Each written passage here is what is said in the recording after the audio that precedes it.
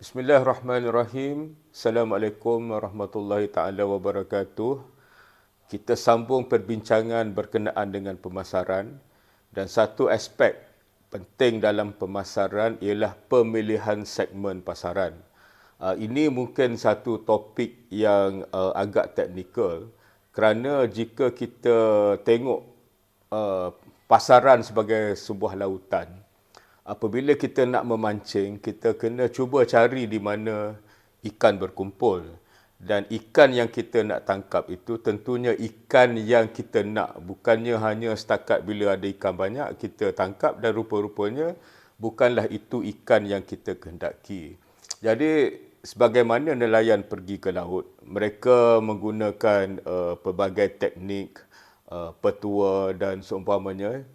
Tapi yang pentingnya ialah pemilihan lokasi tempat mereka nak memukat ataupun menangkap ikan itu dipilih dengan cara sistematik.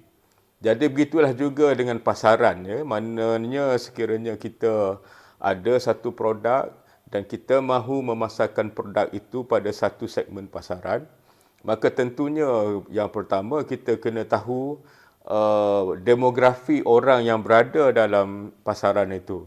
Sebab contohnya sekiranya kita nak menjual produk-produk yang harga lebih mahal daripada pesaing-pesaing kita, tentunya di antara kriteria utama ialah pendapatan pelanggan-pelanggan yang kita sasarkan.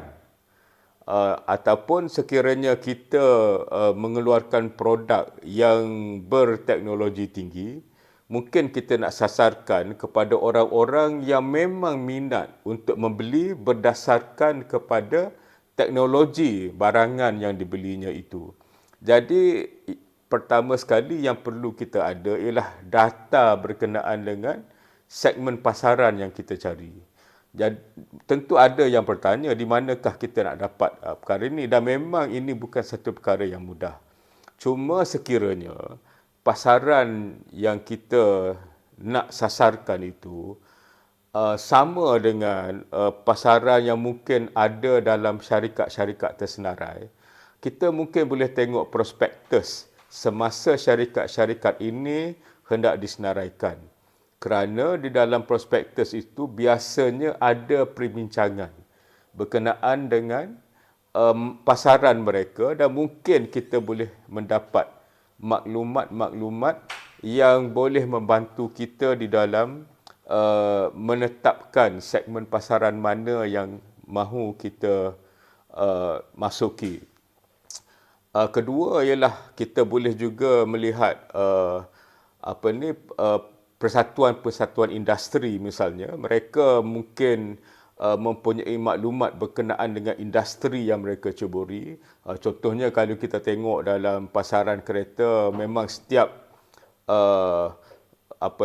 dari masa ke semasa akan diumumkan bilangan kereta yang dijual seumpamanya, dan ini menjadi panduan pada orang-orang di dalam industri berkenaan. Jadi ini satu perkara yang memang sukar, tetapi sekiranya kita serius tentang menentukan sasaran kepada produk yang nak kita pasarkan itu, mungkin kerja ini akhirnya akan memberi pulangan yang baik kepada kita. Yang keduanya mungkin dari segi membuat kaji selidik, ya, dan ini banyak dilakukan oleh syarikat-syarikat yang besar. Mereka mungkin mengupah pakar-pakar untuk mendapatkan maklumat dalam pasaran, bertanyakan soalan-soalan kepada orang-orang yang telah mereka pilih berdasarkan kriteria-kriteria tertentu, dan ini akan memberi maklum balas berkenaan dengan penerimaan produk, berkenaan dengan fungsi yang dipentingkan, berkenaan dengan harga, mungkin akan dapat juga maklumat tentang persaingan. Jadi ini lebih kosnya lebih mahal, tapi maklumatnya mungkin lebih tepat.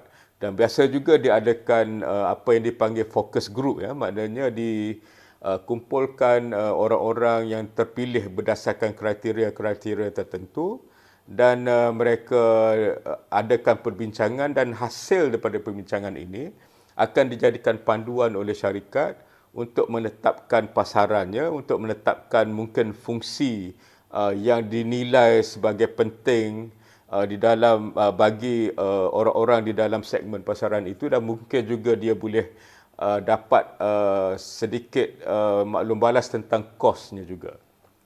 Satu lagi perkara yang penting di dalam pemilihan segmen pasaran ini ialah menganalisa siapakah yang akan menjadi pesaing-pesaing kita, apakah produk yang mereka tawarkan, apakah kelebihan produk mereka, apakah kelemahan produk mereka, harganya macam mana, adakah ini akan memberi cabaran kepada produk kita. Jadi kajian ke atas persaingan ini juga satu perkara yang penting, kerana seperti mana yang telah saya sebutkan sebelum ini, tidak ada perniagaan yang tidak ada persaingan. Jadi mungkin dengan mendapat maklumat yang lebih jelas tentang persaingan, kita akan dapat membentuk strategi yang lebih mendalam berkenaan dengan segmen pasaran yang mahu kita masuki itu. Tuan-tuan dan puan-puan, satu perkara yang kita kena ingat ialah dalam melihat segmen pasaran, ada dua istilah yang saya rasa penting.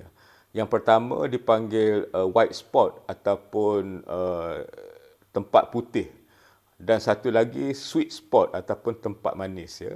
White spot ni ialah ruang yang mana tak ada orang masuk ke dalam segmen itu, dan ini menjadikannya satu perkara yang mungkin memberi kelebihan kepada kita pada awalnya. Tapi sebagaimana yang saya sebutkan tadi, sekiranya kita masuk dalam satu segmen pasaran, dapat menjual dan mendapat untung yang tinggi di dalam segmen itu, ianya akan menyebabkan pesaing-pesaing kita sedar dan mereka mungkin boleh masuk ke dalam pasaran yang kita ada itu dengan produk yang lebih baik, harga yang lebih kompetitif, maka akhirnya kedudukan pasaran kita mungkin tergugat. Ini ialah white spot.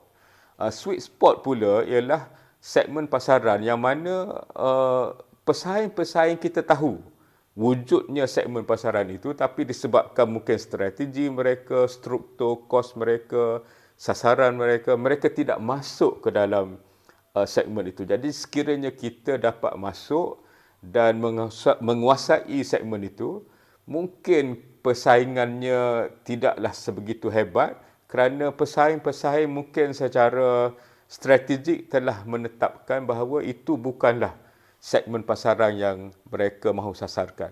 Jadi maklumat ini juga penting kerana ianya akan membuatkan kita lebih faham di manakah segmen-segmen pasaran yang menyebabkan kita kurang bersaing, tetapi dalam masa yang sama jualannya, permintaannya cukup untuk memberikan kita pulangan seperti mana yang kita nak sasarkan. Jadi inilah beberapa perkara tentang pemilihan segmen pasaran, dan ini merupakan satu perkara yang perlu difikirkan mungkin sebelum kita memuktamadkan jenis produk, fungsi produk, harga produk, kerana dengan mengetahui tentang segmen itu kita lebih bersedia dari segi memenuhi kehendak pelanggan-pelanggan, dan di dalam masa yang sama kita juga kena mengambil kira persaingan supaya usaha kita untuk memasuki pasaran, untuk menemusi pasaran, untuk membentuk kedudukan yang kukuh tidak terjejas apabila ada pemain-pemain lain yang sedar bahawa sekiranya mereka masuk, mereka juga dapat mengambil sebahagian daripada pasaran yang kita ada. Dan begitu juga sekiranya sudah ada pembekal-pembekal lain, pesaing lain dalam segmen pasaran kita itu, jadi kita kena tahu macam mana kita nak memenangi hati pelanggan-pelanggan mereka. Sebab mereka dah ada, kalau kita baru, sama ada kita ada produk yang lebih hebat, fungsinya lebih, mungkin itu akan menarik perhatian pelanggan-pelanggan mereka. Perkara yang terakhir yang kita nak ialah bersaing dari segi harga, sebab harga ini satu perkara yang tentunya akan memberi kesan kepada kadar keuntungan dan juga pulangan pelaburan kita. Jadi mengenali pasaran dan persaingan juga penting sekiranya kita nak masuk ke dalam ruang orang lain. Jadi jangan kita ingat setiap ruang itu hanya kita saja ada, mungkin kita yang menjumpainya dan orang lain masuk, ataupun dalam keadaan yang sebaliknya orang lain dah ada di situ, kita pula yang masuk.